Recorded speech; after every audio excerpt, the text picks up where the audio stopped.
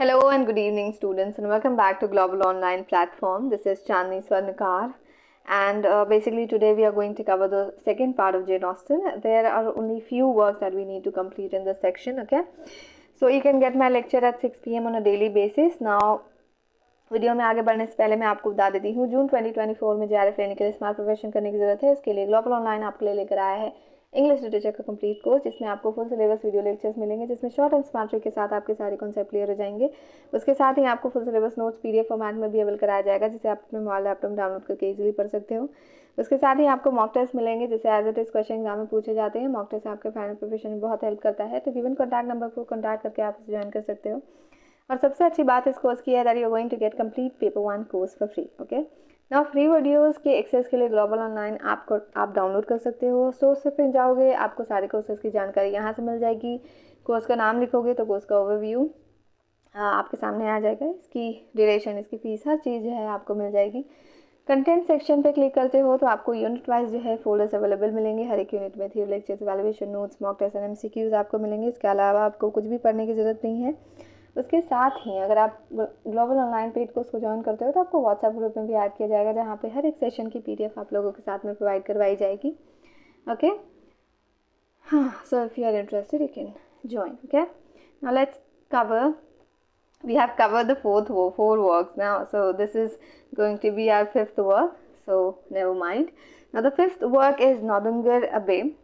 It was finished in 1803 but published after Austen's death in 1817. So do remember, I've already mentioned this. Now the main character is Catherine Morland. Who is the main character? Catherine Morland, who is a young and naive girl. So I think in this world there are full of naive people who cannot get the real intentions of people, what they really want to do with you. So that kind of character is Catherine Morland. Basically, Catherine loves Gothic novels. Have you ever noticed someone who really loves a genre and that actually fantasized so much that it cannot even differentiate between the reality or the fantasy? That is exactly happening here. So Catherine loves Gothic novels, which affect how she sees the world. How can someone like Gothic novels? The background is so never mind, maybe. Now the story is about Catherine's growth and understanding of herself and the world around her. Now Catherine is very young, okay? Morland is a 17-year-old girl. She is one of 10 children and her father is a clergyman. Just imagine, she is one of 10 children. My God. Now, Catherine used to be a tomboy when she was younger. So, I don't know the reason. We can also talk about this. But Catherine used to be a tomboy. She likes reading Gothic novels, especially ones with lots of story and less thinking. Maybe she is not very much into thinking. Now, Catherine is being prepared to be a heroine, like in the book she reads. So just imagine, the problem starts from here. Now, if you're watching a movie, that is fine. If you're watching a movie, if you're relating yourself to it, that is also fine. But if you want to become one, if you think that that would happen to you, that is the whole problem here, okay?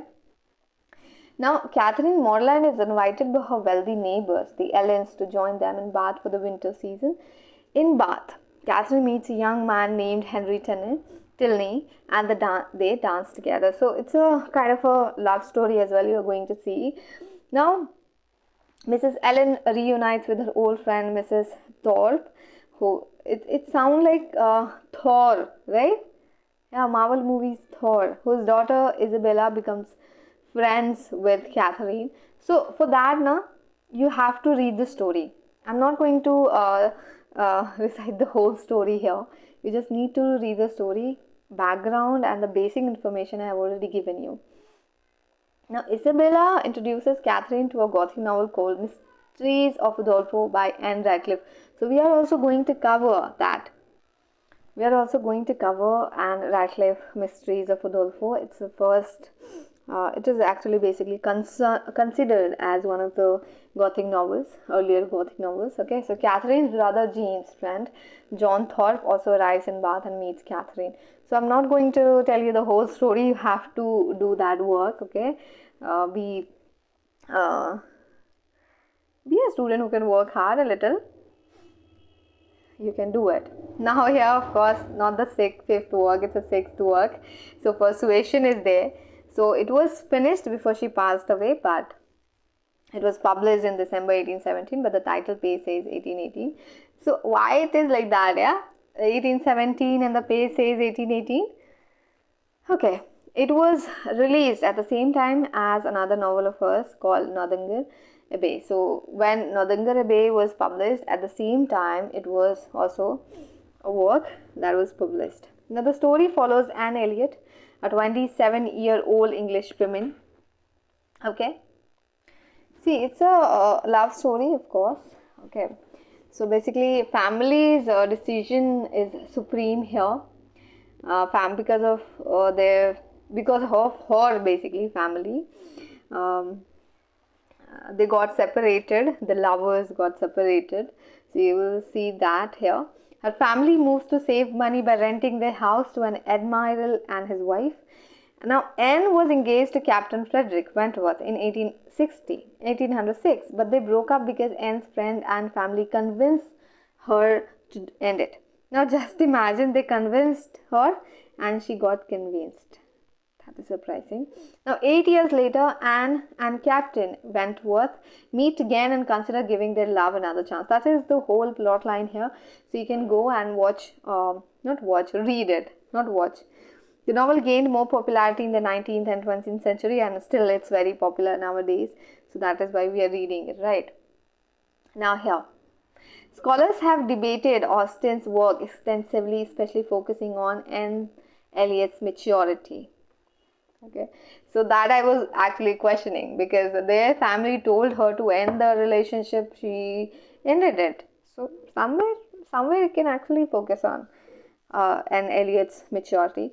Now, Persuasion is considered Austen's most mature novel, showing her growth as a writer nearly 40. So, you are also going to see Austen's growth here, because extensively or gradually, what happens when you start writing, you actually grow, right? Eventually or slowly you grow. Now the book's use of free indirect speech was notable by 1816. That is not a very important point. There have been many adaptations of Persuasion. You can also see that it's a play as well. Okay, Persuasion is, I think it's a movie as well, including TV shows, plays, radio shows, and other books. You want to, you will get it. Now seventh, Lady Susan.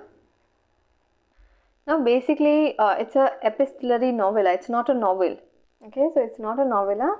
Basically it's not a novel, it's a novella, and it's a epistolary novella. It is written as a series of letters, so that is why it is called epistolary novella. Now the main character, Lady Susan, who is very cunning and who really likes to manipulate people. She plans against people around her. So that this is something weird, but actually this is going to happen in the story. Despite being completed early in Austen's career, she never tried to get published. So this is a very interesting point. The novella wasn't known to the public until it was finally published in 1870. So it's very late, because you can see the other works was written in 1818, 1817, 1813 was there, 1811. No, it was actually must be written in 1830s, right? Now, like, even though people didn't get the published work until 1871.